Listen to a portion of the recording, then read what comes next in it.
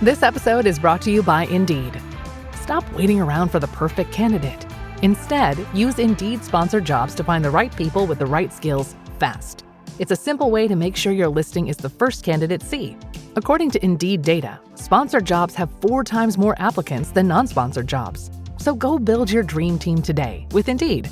Get a $75 sponsored job credit at Indeed.com/podcast. Terms and conditions apply. Running a business comes with a lot of what-ifs. But luckily, there's a simple answer to them. Shopify. It's the commerce platform behind millions of businesses, including Thrive Cosmetics and Momofuku, and it'll help you with everything you need.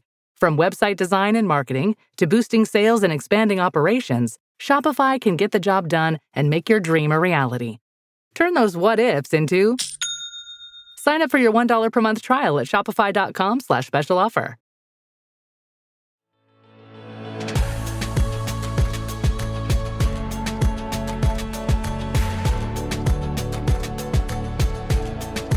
I'm Nicole Khalil, and if you've been listening to This Is Woman's Work for a while, you know that cheese and coffee are my love languages, and one-size-fits-all solutions and technology are not.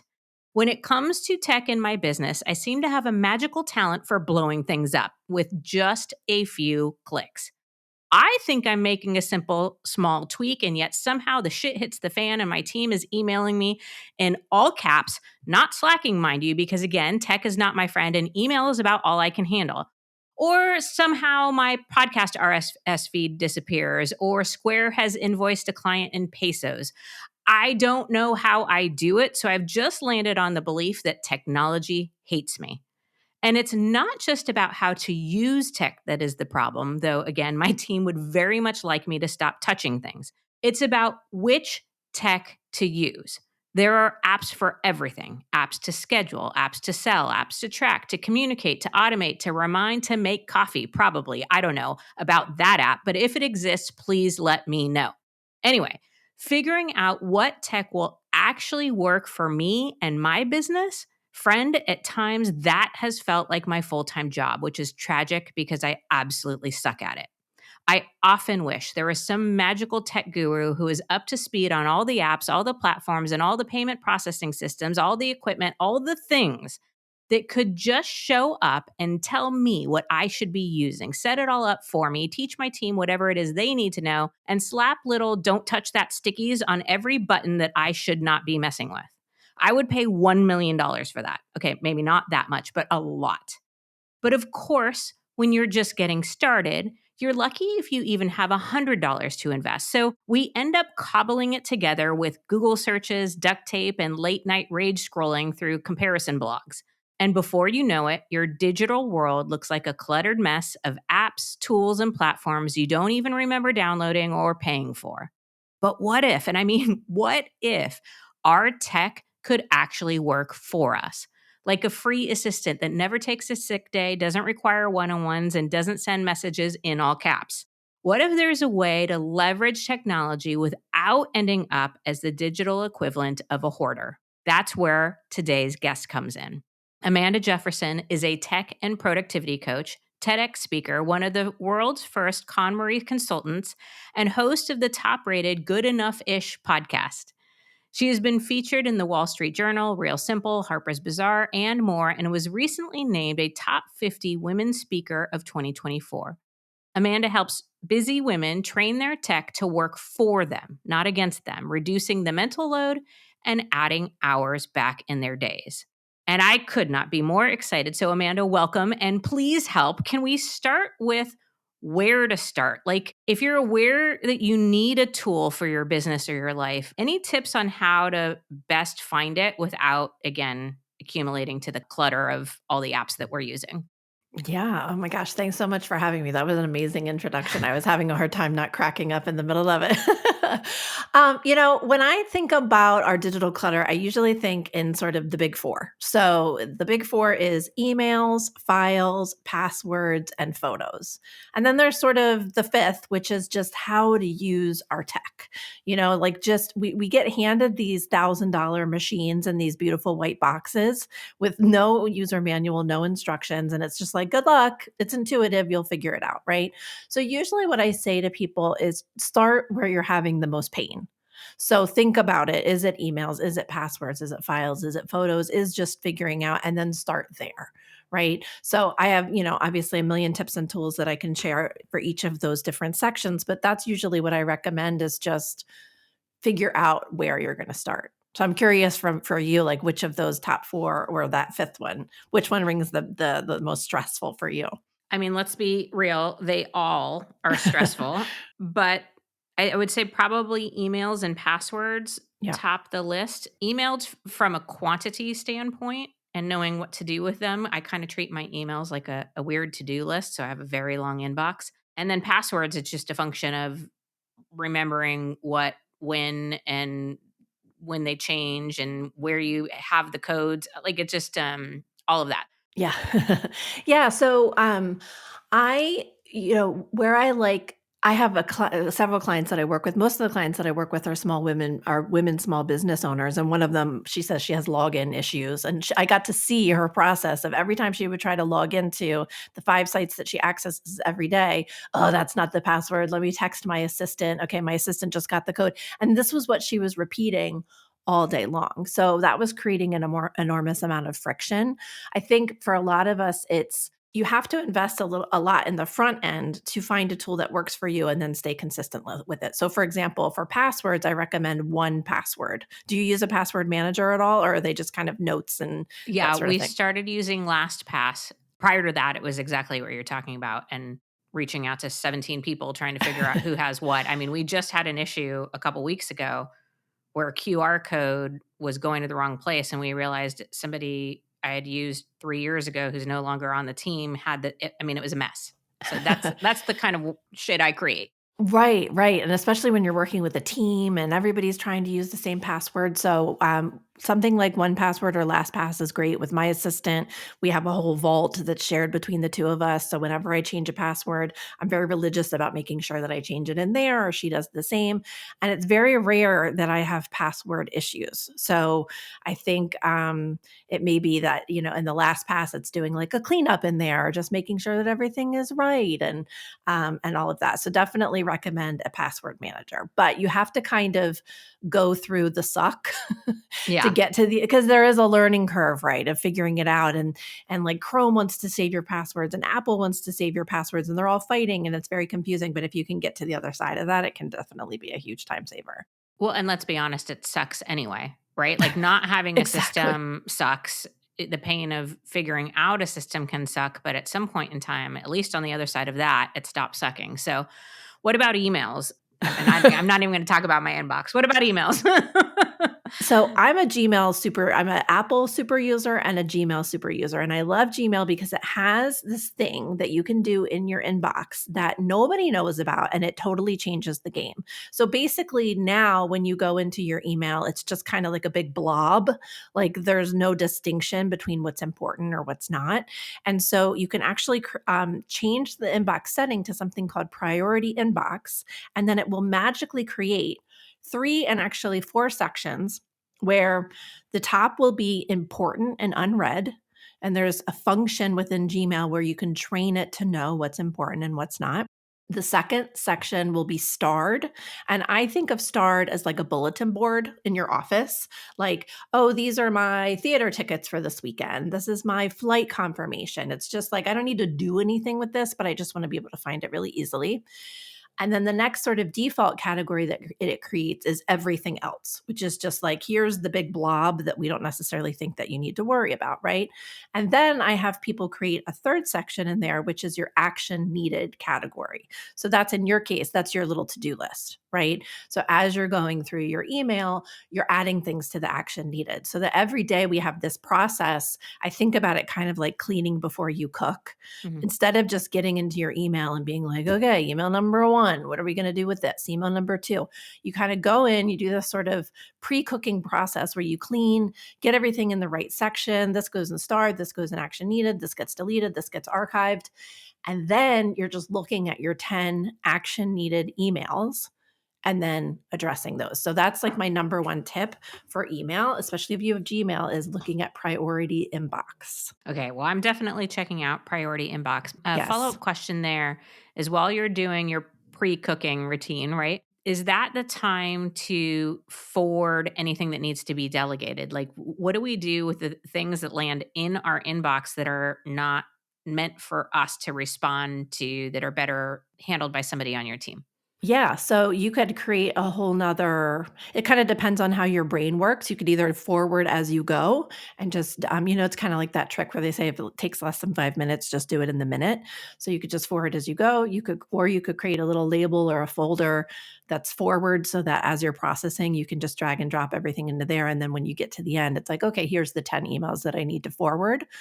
You just have to be careful with those labels and folders because they can become black holes where it's like, "Oh, right, I said I was gonna forward these things last week and they're still in there." But exactly, that's a great point, like, just take that opportunity to just forward it right then.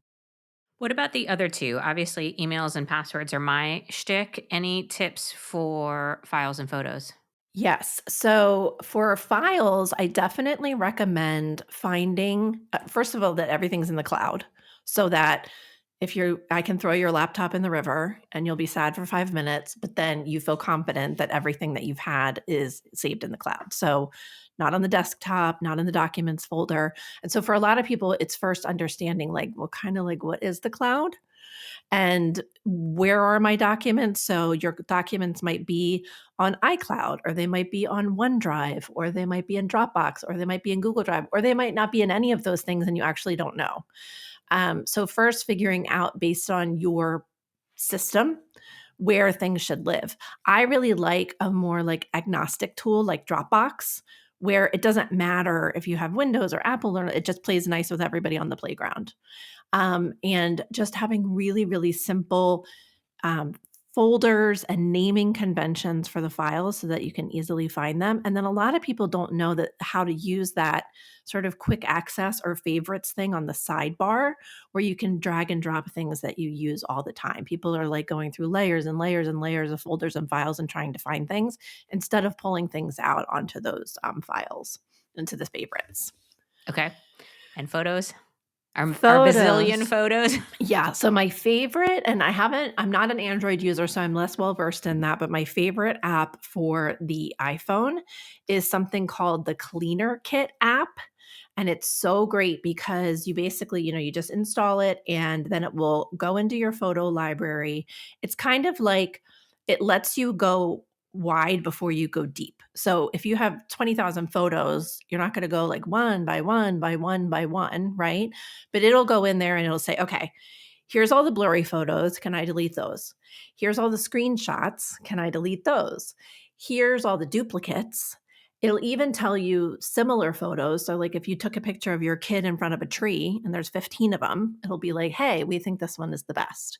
The other thing that it will do, which is really nice, is that you can kind of go by month. So instead of staring at 15,000 photos, it'll be like, okay, January has 300 photos. And it's like, oh, I can handle that. And it has kind of like a Tinder thing to it where you can swipe left or right and say like keep, no, keep, no, keep, no.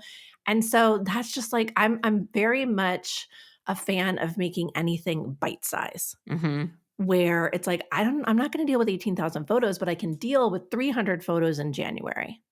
Right. And then so when you go through and kind of clear out all that junk, then you're left with so many less photos that you can actually look and see like, oh, okay, like which of these photos do I want to keep? And the other thing I say about photos too is like, what is your end game? Do you want like printable albums? Do you just want to be able to find a photo easily? Like what it is that you're trying to achieve kind of dictates what you do to get there, if that makes sense. You know how we're supposed to drink a bazillion ounces of water every day? Cute idea, but between work, life, and trying to remember what day it is, hydration doesn't always make the cut, which is why I love Cure. Cure hydration packs make it simple. Plant-based electrolytes, no added sugar, just 25 calories, and it hydrates better than water alone. And you know I love me some efficiency. My favorite flavor is lemonade. It's light, clean, and doesn't taste like somebody dumped a candy store into your water bottle. I use it on long recording days when I'm traveling or any day I hit noon and realize that I'm running purely on caffeine. And when I need more than hydration, like pre-workout where I need all the help I can get, I grab Cure Energy. It's got natural caffeine and electrolytes that get me moving and help me survive the part where I question all my life choices mid-workout. Staying hydrated isn't just about drinking water. You need electrolytes too. That's why I love Cure. It's clean, it tastes great, and it actually works. And for This Is Women's Work listeners, you can get 20% off your first order at curehydration.com/woman's work with code woman's work. And if you get a post-purchase survey, make sure to let them know that you heard about Cure right here. It really helps support the show. Don't just drink more water, upgrade it with Cure. How do you top your love for your cat? With a cascade of decadent savory gravy over a mouth-watering mousse pâté. Fancy Feast gems. 2 gourmet pâtés in one convenient pack.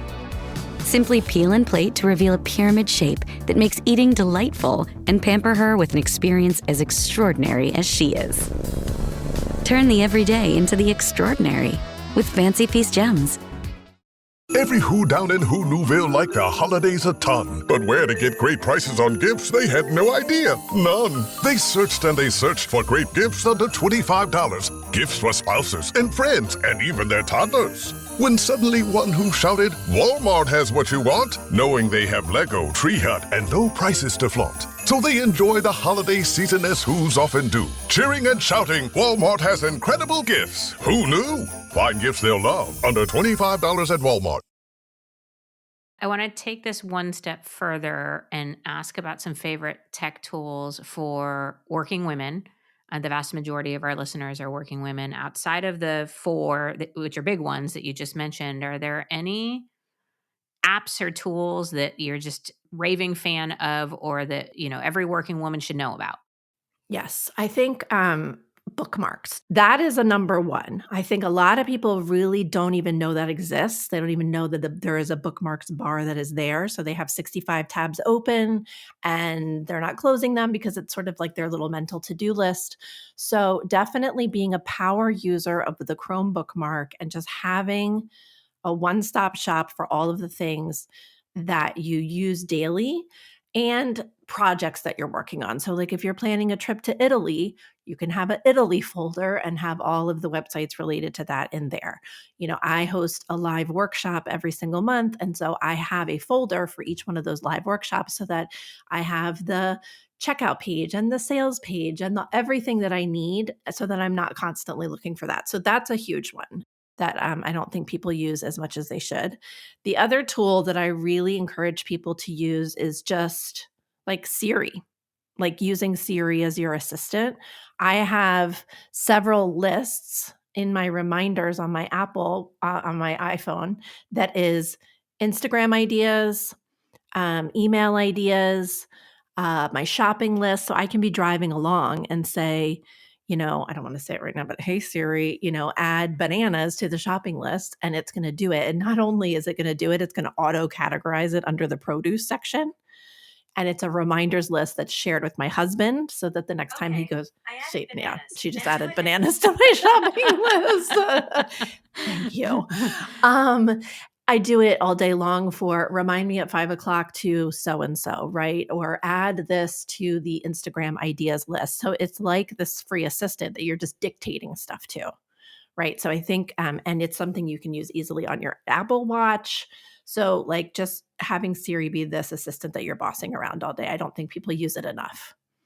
Okay, so same question, but maybe more for entrepreneurs or, women in business. Are there any tools or tips or tricks that have been really helpful that you haven't already mentioned? I would say definitely a must-have for someone in business is, having a calendar scheduler. I have a lot of clients that are still sort of doing the old-fashioned back and forth, like, what about Tuesday at 1? What about Wednesday at 3? So using something like Calendly or Acuity, I think is definitely a must-have for business owners. Um, I also really like to take my email a step further, and I use a tool called Superhuman, which I do pay $40 a month for, but it's sort of email on steroids, and it definitely makes my life a lot easier. So I really love that tool as well. And One of the tools that we love in my business is Streak CRM. Have you ever heard of Streak CRM? I have not, no. So it's basically an add-on to Gmail, and it's a CRM inside of your Gmail so that you can track all of your different sort of pitches. So within that, we have several different pipelines. This is where we track my speaking pitches, my podcast pitches, press pitches, one-on-one leads, and it's really I've tried a lot of different CRMs, and this one is very visual, how you can move people through the pipeline, and so my assistant and I do that together, and that has been really a game changer. Well, I'll tell you too, on the receiving end of a lot of pitches, there is nothing more annoying than if somebody has no concept of who they pitched at. Like the amount of times where like we already responded to your pitch and it wastes my team and I's time and it's super frustrating. It's like get your shit together, lady. Like put something in place. So that would be super helpful. I think on both sides, it'll help your credibility and perception for the person you're pitching to, and for those of us that are doing a lot of pitching or a lot of outreach, being able to categorize it in a simple and easy way would be super helpful. So again, something I'm going to look into.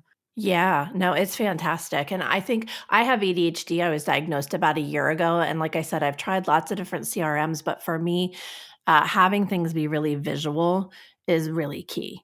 And so, for I pitched your podcast, and so it's like we moved through the whole process of, pitched, follow up one, follow up two, interested, scheduled, booked, post, and it just kind of tells you exactly what to do instead of having to reinvent the wheel. And it's great for speaking pitches and things like that. The other thing that I actually recommend a lot for executives that speak, have you ever heard of Talkadot?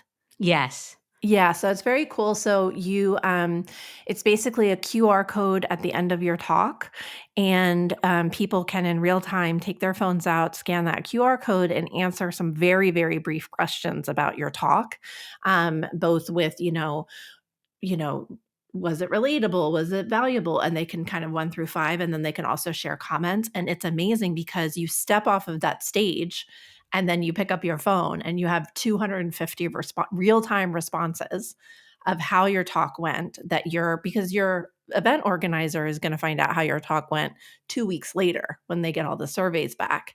And it's probably going to be very high level. This is in the moment when people are touched and inspired and motivated. And then you have basically this report that you can share. And then you also have sort of an aggregated report where somebody can get a sense of you as a speaker in general and the type of feedback that you get in general. So I love that as a tool for speakers. Amazing. Yeah. My next question is around a little bit of the process when we approach a new app or a new system or technology, because I find because I'm not confident in this space, I probably overthink, over research, over compare, and I'm Mm. like worrying. Like the best example I can give you is credit card processing platforms. The amount of time I spent researching all the different ones and blah, blah, blah. And mind you, I use it in the most simple, basic way and didn't Mm. need all the bells and whistles. And I don't know, the 5 cent difference between one platform and the other, I cost myself way more than that in the amount of time and energy I spent trying to figure it all out. Yeah. My question is, when do we fall in the trap of overthinking or over processing? And how do we prevent ourselves from doing that by looking at a few different options and just sort of deciding what's best for us at the time we're in? Right. What's good enough-ish is Yes, like the name of exactly. my podcast. Yeah. I mean, a lot of times I will outsource a lot of that research to my assistant. So that's a really nice thing that if you have somebody else on your team to be like, okay, listen, because for example, we just moved our community I have a club called the Get It Done Club, and we just moved it off of Facebook and we wanted to move it onto some other non-Facebook community. So it was like Circle or Heartbeat or Mighty Networks. And so I just had her kind of do a lot of research and figure out the best option. And then you just kind of go all in on that. Yeah, just kind of doing a bare minimum effective dose of research and then going all in. But I still get FOMO or grass is greener. Like, for example, my checkout software is Thrivecart, But then I hear all these people talking about Sam card and it's really the best. But the switching costs of these things is enormous. So I usually find that, as long as it's good enough-ish, then I'm gonna, kind of stay there. But I think in my 8 years of being an entrepreneur, I've switched a lot of these big platforms, like moved from Kajabi to Thrivecart, and it's a big mental load to do those Mhm. switches. Yeah, I find that too, as I've gotten caught up in the idea that there is a significantly better option, and the amount of time we spend switching more often than not is more costly than Yeah. whatever perceived benefit there are. We switched over from MailChimp over to Flowdesk for our emails, and that has been a much better thing. And the transition period was really, really easy. Not that MailChimp was bad and Flowdesk is better. It's just what was better for us. Right. But back to the amount of time I spent making that decision wasn't worth it. Yeah. So, Yeah. anyway, is your recommendation to have a few tools that you leverage at a higher level, or several tools that you leverage, just for what you need them for? Because as you were talking, as an example, I use Google, but I'm probably only using it maybe 20% of its capacity. Mhm. And then, maybe I use another tool for something that Google actually can do. Or, so what is your recommendation, that we get more familiar with a few tools, or that we just specifically find tools for exactly what we need? I tend to err on the side of picking a tool that does a specific thing really well. So, like a 1Password, for example, like they are experts at helping you share, like manage your passwords versus, yeah, iCloud Keychain and Google Chrome has a password manager, but they're really, really bare bones, right? So, and because Google does 6,000 things, it's not going to do password management really well, right? So, I do tend to err on the side of more tools that do things well really specifically, but I do think there's a huge opportunity, like the things that Google can do and the things that Apple can do, for example, like we're just scratching the 10% surface. Like in your Gmail, there's probably 10 different things that you could implement in there that would drastically improve your email that you just don't even know about. Or like Google Chrome bookmarks or things like that, or people just not even really understanding things like, oh, what are my different Google profiles and how do they interact with each other? So it's a little bit of both. Okay.